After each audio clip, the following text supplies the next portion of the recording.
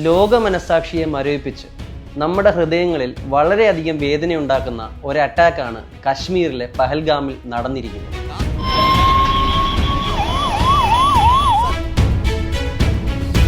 ഇതിന്റെ റെസ്പോൺസിബിലിറ്റി ലഷ്കർ-എ തൈബയുടെ തന്നെ ഒരു വിങ് ആയ TRF അഥവാ ദ റെസിസ്റ്റൻസ് ഫ്രണ്ട് ഏറ്റെടുത്തിട്ടുണ്ട്. ഒരു ഭീകരവാദ സംഘടനയുടെ ഇൻഡിവിജ്വൽ താല്പര്യം മൂലം മാത്രമുണ്ടായ ഒരു അറ്റാക്കാണോ ഇത്? ഇതിന്റെ പുറകിലുള്ള ഇന്റർനാഷണൽ പൊളിറ്റിക്സിനെ പറ്റി നിങ്ങൾക്കറിയാമോ? What will be the geo political and security implications of this attack?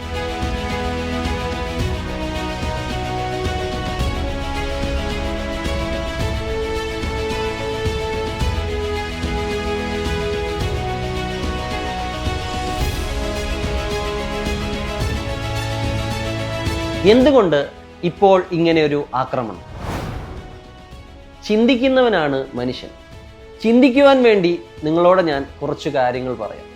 ഈ ഒരു അറ്റാക്ക് നടക്കുമ്പോൾ ഇന്ത്യൻ പ്രധാനമന്ത്രി അദ്ദേഹത്തിൻ്റെ സൗദി വിസിറ്റിലാണ്. ആരാണ് സൗദി അറേബ്യ ഇപ്പോൾ ഭരിക്കുന്നത്? മുഹമ്മദ് ബിൻ സൽമാൻ എന്ന ക്രൗൺ പ്രിൻസ് ആണ്. ഇദ്ദേഹം കുറച്ച് മോഡേൺ ചിന്താഗതിയുള്ള ഒരു റൂളറാണ്. സൗദിയുടെ ഓയിൽ ഇക്കണോമിയെ ഡൈവേഴ്സിഫൈ ചെയ്യാൻ ഇദ്ദേഹം ആഗ്രഹിക്കുന്നുണ്ട്. ഇതിനായിട്ട് സൗദിക്കൊരു വിഷൻ 2030 ഉണ്ട്. ഇതനുസരിച്ച് മുഹമ്മദ് ബിൻ സൽമാൻ വെസ്റ്റുമായിട്ട് ക്ലോസ് കണക്ടിവിറ്റി കീപ്പ് ചെയ്യാൻ ആഗ്രഹിക്കുന്നുണ്ട്. ഇദ്ദേഹത്തിൻ്റെ ഇസ്രായേൽ പലസ്തീൻ നയങ്ങളും പലപ്പോഴും ക്രിറ്റിസിസത്തിന് ഇരയാവാറുമുണ്ട്. ചുരുക്കി പറഞ്ഞാൽ he's moving close to the West. സൗദിയുടെ ഈ നയം മാറ്റം പലർക്കും അസ്വസ്ഥത ഉണ്ടാക്കുന്നുണ്ട്. ഇതിൻ്റെ കൂടെ തന്നെ നമ്മൾ ചിന്തിക്കേണ്ട ഒരു കാര്യം കൂടെ ഉണ്ട്. ഈ അറ്റാക്ക് നടക്കുമ്പോൾ പാകിസ്ഥാൻ പ്രധാനമന്ത്രി എവിടെയായിരുന്നു? He was on an official trip to Turkiye. ഇദ്ദേഹം ടർക്കി സന്ദർശനത്തിനായിരുന്നു. ഇനി ആരാണ് ഈ ടർക്കിയെ? മുസ്ലിം ലോകത്തിൻ്റെ പുതിയ നേതാവാകാൻ ആഗ്രഹിക്കുന്ന ഒരു രാജ്യമാണ് ടർക്കിയെ.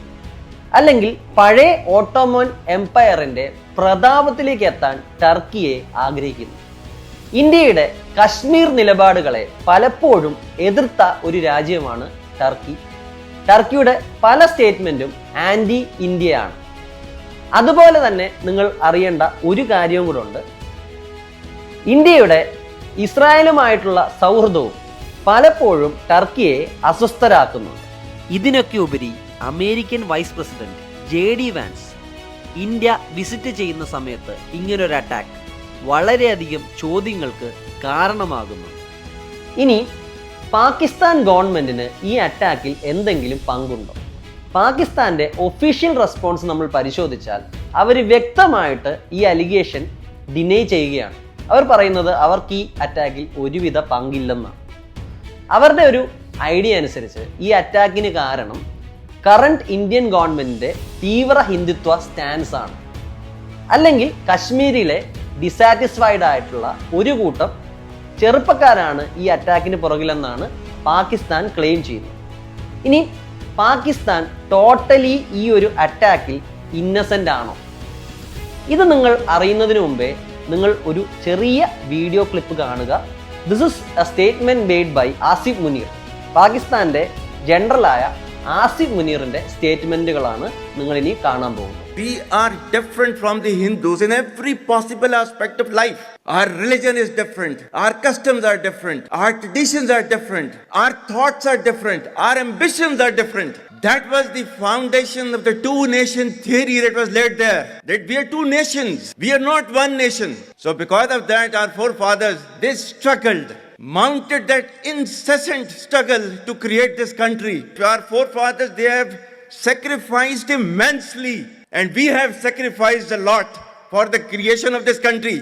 And we know how to defend it. My dear brothers and sisters and sons and daughters, please don't forget the story of Pakistan. And don't forget to narrate the story of Pakistan to your next generation. ഇദ്ദേഹം പറയുന്നത് എന്താണ്? ഹിന്ദുവും മുസ്ലിമും രണ്ടും രണ്ടാണ്. ഇവർ ഒരിക്കലും ഒരുമിച്ച് ഒത്തുപോകില്ല.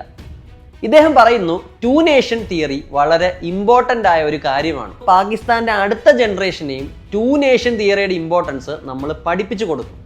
So he spitting out hate. അപ്പോൾ ഇദ്ദേഹത്തിൻ്റെ ഈ പ്രസംഗം കഴിഞ്ഞ് ഒരാഴ്ചക്കുള്ളിലാണ് ഈ പെഹൽഗാം അറ്റാക്ക് നടന്നിരിക്കുന്നത്. അപ്പം we should be able to connect the dots. ഈ സ്റ്റേറ്റ്മെൻറ്റ് ആസിഫ് മുനീറിൻ്റെ പേഴ്സണൽ സ്റ്റേറ്റ്മെൻറ്റ് മാത്രമാണ്.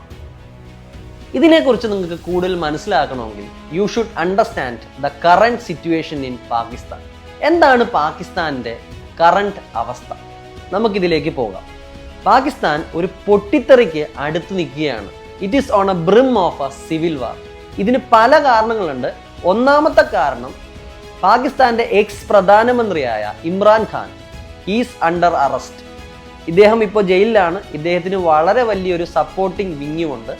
ദേ are creating trouble in Pakistan. Pakistan ഗവൺമെന്റിനെതിരെ ഇവർ ആഞ്ഞടിക്കുകയാണ്. This is creating a huge turmoil in Pakistan. രണ്ടാമത്തെ പ്രശ്നം ബലൂചിസ്ഥാൻ തന്നെയാണ്. ബലൂചിസ്ഥാനിൽ വളരെ വലിയൊരു കലാപം നടന്നു വരികയാണ്. They are wanting to separate from Pakistani establishment. Punjab dominated ആയിട്ടുള്ള പാകിസ്ഥാനിൽ കണ്ടിന്യൂ ചെയ്യാൻ ബലൂചിസ്ഥാനികൾക്ക് താല്പര്യമില്ല. മൂന്നാമത്തെ പ്രശ്നം താലിബാൻ.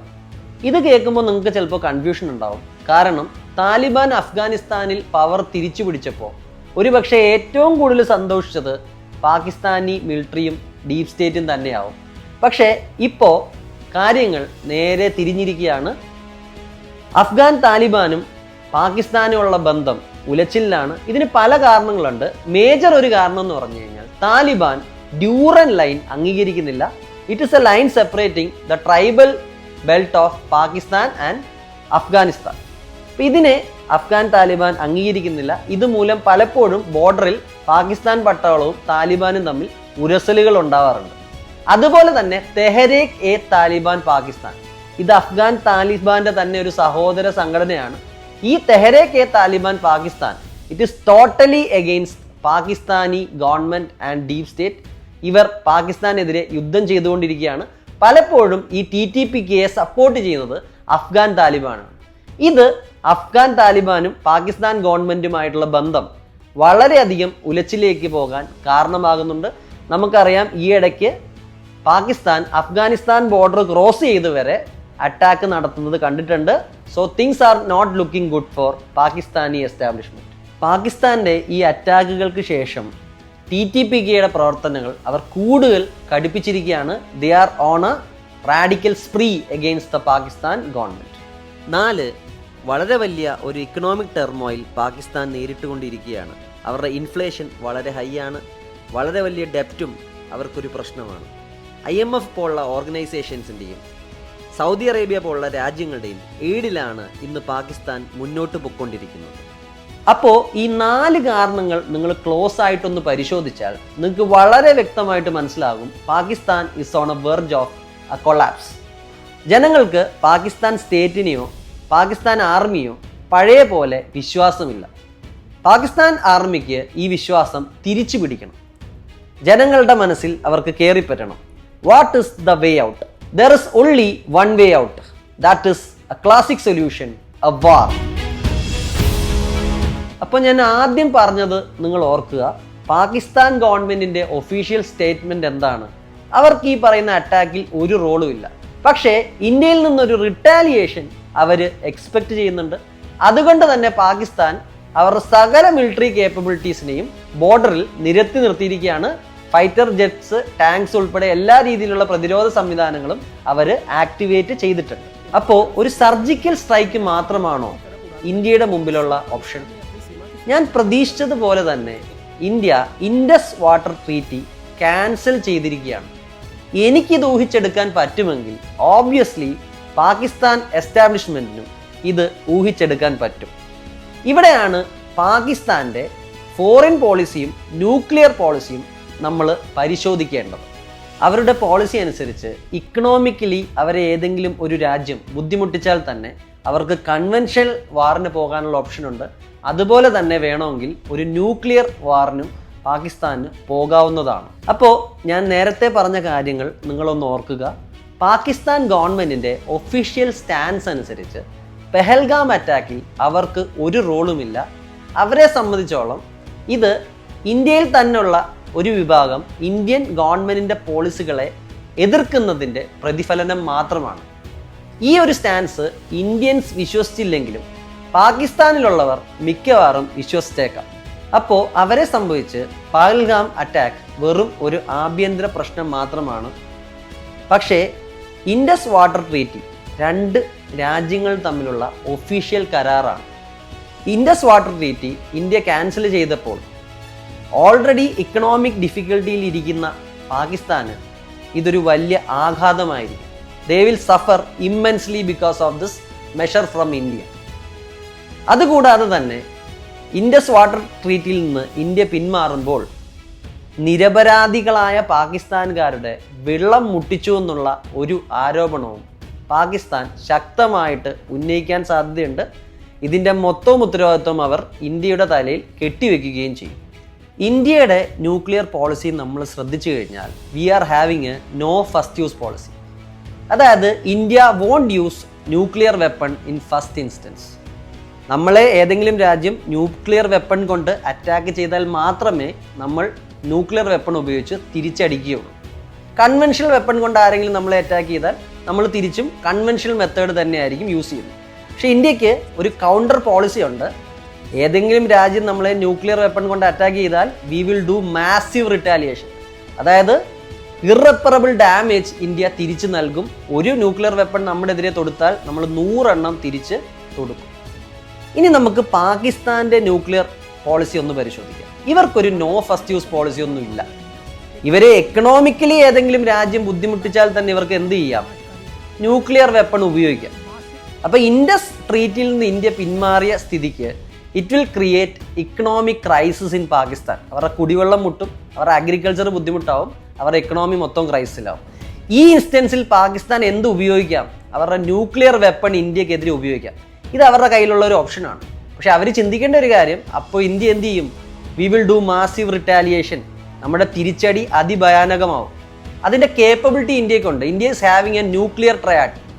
നമുക്ക് കരമാർഗമോ കടൽ മാർഗമോ ആകാശമാർഗമോ ന്യൂക്ലിയർ വെപ്പൺ ഉപയോഗിക്കാൻ കഴിയും.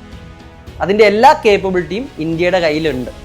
അപ്പോൾ ഒരു യുദ്ധം ഉണ്ടായിക്കഴിഞ്ഞാൽ 2 സൈഡിലും ഡാമേജ് വരാനുള്ള ചാൻസസ് ഉണ്ട്. പാകിസ്ഥാൻ ചിലപ്പോൾ വേൾഡ് മാപ്പിൽ നിന്ന് ഡിലീറ്റഡ് ആവാം. പക്ഷേ ഒരു യുദ്ധം ചെയ്യുന്നതിന് മുമ്പ് പല കാര്യങ്ങളും നമ്മൾ ആലോചിക്കണം. ഒരു കാര്യം ഞാൻ നിങ്ങൾക്ക് പറഞ്ഞു തരാം. ട്രഡീഷണലി ഈ പറയുന്ന മിലിറ്റൻസ് കശ്മീരിൽ ഉപയോഗിക്കുന്ന വെപ്പൺറി AK-47 പോലുള്ള പഴയ മോഡൽ വെപ്പൺസ് ആണ്. പക്ഷേ ലേറ്റസ്റ്റ് ട്രെൻഡ് കുറച്ച് വ്യത്യാസമാണ്. ഇവരുടെ കയ്യിൽ നിന്ന് നമ്മൾ പിടിക്കുന്ന വെപ്പൺസ് M4 പോലുള്ള അഡ്വാൻസ്ഡ് വെപ്പണാണ്. അതുപോലെ തന്നെ ഇവർ ഉപയോഗിക്കുന്ന night vision goggles, telecommunication equipments ഇതെല്ലാം വളരെയധികം മോഡേൺ ആണ്. ഇതിൽ ചൈനയ്ക്ക് റോൾ ഉണ്ടെന്ന് ഇൻറ്റേർണൽ റിപ്പോർട്ട്സ് വരുന്നുണ്ട്. ഇനി നമ്മൾ നേപ്പാളിലേക്ക് പോയാലും അവിടെയും ഒരു പ്രോ ചൈന ഗവൺമെൻറ്റിനെയാണ് നമുക്ക് കാണാൻ കഴിയുന്നത്. ഇന്ത്യയുടെ കയ്യിലുള്ള ടെറിട്ടറിയെ നേപ്പാൾ അവരുടെ മാപ്പിൽ പിന്നെ അവരുടെ നോട്ടുകളിലും നേപ്പാളിസ് ടെറിട്ടറി ആയിട്ടാണ് കാണിക്കുന്നത്. കാലാപാനി ഡിസ്പ്യൂട്ടിലും അവരുടെ സ്റ്റാൻസ് വളരെയധികം അഗ്രസീവാണ്. നമ്മൾ മനസ്സിലാക്കേണ്ട മറ്റൊരു കാര്യം, ഇൻഡസ് നദി ഒറിജിനേറ്റ് ചെയ്യുന്നത് ചൈനയിലെ ടിബറ്റിയൻ പ്ലാറ്റ്യൂവിൽ നിന്നാണ്. അപ്പോൾ ഇൻഡസ് വാട്ടർ ട്രീറ്റി നമ്മൾ ക്യാൻസൽ ചെയ്തു കഴിഞ്ഞാൽ സിമിലർ വാട്ടർ വാർഫെയർ സ്ട്രാറ്റജി ചൈനയ്ക്കും അവലംബിക്കാവുന്നതാണ്. ചൈന പാകിസ്ഥാന് വേണ്ടി ഇത് ചെയ്യുമോ എന്നുള്ളത് സംശയകരമാണ്. എന്നാലും ഓൾറെഡി ചൈന ഇതുപോലുള്ള കാര്യങ്ങൾ ചെയ്ത ചരിത്രമുണ്ട്. ബ്രഹ്മപുത്രയിൽ ചൈന ഓൾറെഡി ഒരു ജലബോംബ് നിർമ്മിച്ചുകൊണ്ടിരിക്കുകയാണ്, which is considered to be a threat to India. ഇനി നമ്മൾ ബംഗ്ലാദേശിലേക്ക് നോക്കിയാൽ അവിടുത്തെ മുഹമ്മദ് യൂനുസ് ഗവൺമെന്റ് പലപ്പോഴും ആന്റി ഇന്ത്യ സ്റ്റാൻസ് എടുക്കുന്നത് നമുക്ക് കാണാം. ഇവർ വളരെയധികം പ്രോ ചൈനയാണ്. പാകിസ്ഥാനുമായിട്ട് ഒരു റിപ്രോച്ച്മെന്റിനും അവർ ശ്രമിക്കുന്നുണ്ട്. അതുകൂടാതെ റാഡിക്കലിസം വല്ലാതെ ബംഗ്ലാദേശിനെ വരിഞ്ഞു മുറുക്കുന്നുണ്ട്. മൈനോറിറ്റീസിനെതിരെയുള്ള അറ്റാക്കും നമുക്ക് ബംഗ്ലാദേശിൽ കാണാൻ കഴിയുന്നുണ്ട്. ഇനി നമ്മൾ മ്യാൻമാറിലേക്ക് നോക്കിയാൽ അവിടെ ഒരു സിവിൽ വാർ നടക്കുകയാണ്. മ്യാൻമാർ ഇന്ത്യയുടെ നോർത്ത് ഈസ്റ്റിനെ ബോർഡർ ചെയ്യുന്ന ഒരു രാജ്യമാണ്. Chin national army, Arakan salvation army അങ്ങനെയുള്ള പല റിബൽ ഗ്രൂപ്പുകളും മ്യാൻമാറിൽ ആക്റ്റീവാണ്. So India should keep a close watch. ഇതുകൂടാതെ ടർക്കിയെ, USA, അറബ് സ്റ്റേറ്റ്സ് ഇതുപോലെ പല ശക്തികളുടെയും ബാഹ്യ ഇടപെടലുകൾ ഈ ഒരു യുദ്ധത്തിൽ ഉണ്ടാവാനുള്ള ചാൻസസും നമുക്ക് തള്ളിക്കളയാൻ കഴിയില്ല. So we should be very careful. Pakistan defence മിനിസ്റ്ററിന്റെ ഒരു ഇന്റർവ്യൂ വൈറലായിട്ടുണ്ട്. നമുക്ക് ഇദ്ദേഹം പറഞ്ഞ കാര്യങ്ങൾ ഒന്ന് കേട്ടു നോക്കാം. You do admit, sir, that Pakistan has had a long history of backing and supporting and training and funding these terrorist organizations. Well, we have been doing this dirty work for the United States for about 3 decades, and West, including Britain. ഇതിനകത്ത് ഇദ്ദേഹം പറയുന്നത് ടെററിസത്തെ breed ചെയ്യാൻ പാകിസ്ഥാനെ പലപ്പോഴും force ചെയ്തിരുന്നത് അമേരിക്കയെ പോലുള്ള western ശക്തികൾ ആണെന്നുള്ളതാണ്. ഇതിൽ ഒരു പരിധിവരെ സത്യമുണ്ട്. അഫ്ഗാനിസ്ഥാനിൽ നിന്ന് റഷ്യയെ ഓടിക്കാൻ USA ടെററിസത്തെ ഒരു ഫോറിൻ പോളിസിയായി ഉപയോഗിച്ചിരുന്നു. പാകിസ്ഥാൻ ഷിംല കരാർ റദ്ദാക്കിയത് ഇതിനോട് ചേർത്ത് വായിക്കണം. ഷിംല കരാർ ഇന്ത്യയും പാകിസ്ഥാനും ടെറിട്ടോറിയൽ ബൗണ്ടറിയെ റെസ്പെക്റ്റ് ചെയ്യണമെന്നും ഏതെങ്കിലും പ്രശ്നമുണ്ടായാൽ അത് ഇന്ത്യയും പാകിസ്ഥാനും തമ്മിൽ നേരിട്ട് സംസാരിച്ച് പരിഹരിക്കും, വേറൊരാളെ ഇടപെടുത്തില്ല എന്നും പറയുന്ന എഗ്രിമെൻ്റാണ്. ഇത് റദ്ദാക്കുന്നത് വഴി ഞങ്ങൾ യുദ്ധത്തിന് തയ്യാറാണെന്നും ഈ വിഷയത്തിൽ മറ്റു രാജ്യങ്ങളെ ഇടപെടുത്തുന്നുമാണ് അവർ അർത്ഥമാക്കുന്നത്. കുറച്ചുകൂടി ലളിതമായി പറഞ്ഞാൽ നാട്ടുകാരെ ഓടി വരണേ, പാവപ്പെട്ട ഞങ്ങളുടെ വെള്ളം ഇന്ത്യ മുട്ടിച്ചേ എന്ന് കരഞ്ഞുകൊണ്ട് സ്വയം നിഷ്കളങ്കരാവുകയാണ് ഉദ്ദേശം. പാകിസ്ഥാൻ ഓൾറെഡി പ്രൊവോക്കേഷൻ തുടങ്ങിക്കഴിഞ്ഞു. LOCയിൽ പല ഇന്ത്യൻ ഔട്ട്പോസ്റ്റുകൾക്കെതിരെ ലൈറ്റ് ആംസ്, അതായത് റൈഫിൾസ്, മെഷീൻ ഗൺസ് ഉപയോഗിച്ചാണ് ഇവർ ഇന്ത്യയെ അറ്റാക്ക് ചെയ്യുന്നത്. ഇന്ത്യ ഇതിന് ചുട്ട മറുപടി തന്നെയാണ് കൊടുത്തിരിക്കുന്നത്. We are using Bofors guns for retaliation. അതുപോലെ തന്നെ നമ്മുടെ ഡ്രോൺ സർവെയിലൻസും സ്ട്രോങ് ആക്കിയിട്ടുണ്ട്. ഇന്ത്യയുടെ എയർ സ്പേസ് സെക്യൂരിറ്റി ഷോക്കേസ് ചെയ്യാൻ ഇന്നലെ തന്നെ നമ്മൾ എയർ എക്സസൈസ് ആക്രമണം ലോഞ്ച് ചെയ്തിട്ടുണ്ട്. എന്തായാലും പാകിസ്ഥാൻ ഭരണകൂടം സ്വന്തം ആഭ്യന്തര പ്രശ്നങ്ങളിൽ നിന്ന് രക്ഷപ്പെടാൻ ശ്രമിക്കുകയാണ്. So they want a war with India. ഇതല്ലാതെ ഈ ടെററിസ്റ്റ് ഗ്രൂപ്പുകൾക്ക് ഇന്ത്യയോട് ഇത്രയധികം വൈരാഗ്യമുണ്ടാവാൻ വേറെ എന്തെങ്കിലും കാരണങ്ങളുണ്ടോ? ചില രസകരമായ സംഭവങ്ങൾ ഞാൻ നിങ്ങളോട് പറയാം. ഈ ഇടയ്ക്ക് പാകിസ്ഥാനിലെ ക്വറ്റയിൽ നിന്ന് പെഷാവറിലേക്ക് പോയിക്കൊണ്ടിരുന്ന ജാഫർ എക്സ്പ്രസ് ഹൈജാക്ക് ചെയ്യപ്പെടുന്നു. ഇതിനകത്തുള്ള എല്ലാ പാകിസ്ഥാൻ പട്ടാളക്കാരും കൊല ചെയ്യപ്പെടുന്നുണ്ട്. ഇതിന്റെ റെസ്പോൺസിബിലിറ്റി ബലൂചിസ്ഥാൻ ലിബറേഷൻ ആർമിയാണ് ഏറ്റെടുത്തിട്ടുള്ളത്. പക്ഷേ പാകിസ്ഥാൻ ഗവൺമെന്റ് പറയുന്നത് BLAക്ക് ഒരിക്കലും ഒറ്റയ്ക്ക് ഇങ്ങനെ ഒരു ഓപ്പറേഷൻ നടത്താനുള്ള കേപ്പബിലിറ്റി ഇല്ലെന്നുള്ളതാണ്. ഇതിന്റെ പുറകിൽ റോ ആണെന്നാണ് പാകിസ്ഥാൻ വാദിക്കുന്നത്. ഇന്ത്യക്കെതിരെ ഭീകരപ്രവർത്തനം നടത്തിയിരുന്ന പലരും ഇന്ന് പാകിസ്ഥാനിൽ മുഖമില്ലാത്ത ആൾക്കാരുടെ കൈകളാൽ കൊല്ലപ്പെട്ടുകൊണ്ടിരിക്കുകയാണ്. ഇതിന് പല എക്സാമ്പിളും കാണാം. ഒരു പ്രോമിനന്റ് എക്സാമ്പിൾ, ICJ ഹൈജാക്ക് നടത്തിയ മസൂദ് അസറിന്റെ ഫ്രണ്ട്സ് ആയിട്ടുള്ള കുറേ പേർ ഈ ഇടയ്ക്ക് പാകിസ്ഥാനിൽ കൊല്ലപ്പെടുന്നു. ഇത് കൂടാതെ ലഷ്കർ എ തൈബയുടെ ഹെഡായ ഹാഫിസ് സയ്യിദിന്റെ ഏറ്റവും അടുത്ത എയ്ഡായ അബു ഖാത്തിൽ ഈ ഇടയ്ക്ക് കൊല്ലപ്പെട്ടിട്ടുണ്ട്. പ്രധാനപ്പെട്ട കാര്യം, ഈ ലഷ്കർ എ തൈബയുടെ പ്രോക്സി വിങ്ങാണ് പഹൽഗാം അറ്റാക്ക് നടത്തിയ TRF. ഈ കാര്യങ്ങളും റോയുടെ മറ്റ് ഓപ്പറേഷനുകളെ കുറിച്ചും നിങ്ങൾക്ക് കൂടുതൽ അറിയാൻ താല്പര്യമുണ്ടോ? ഉണ്ടെങ്കിൽ subscribe to the channel. Detail ആയിട്ടുള്ള സീരീസ് പുറകെ വരുന്നുണ്ട്. ഞാൻ Bindo Behanan, academic head GEC IAS.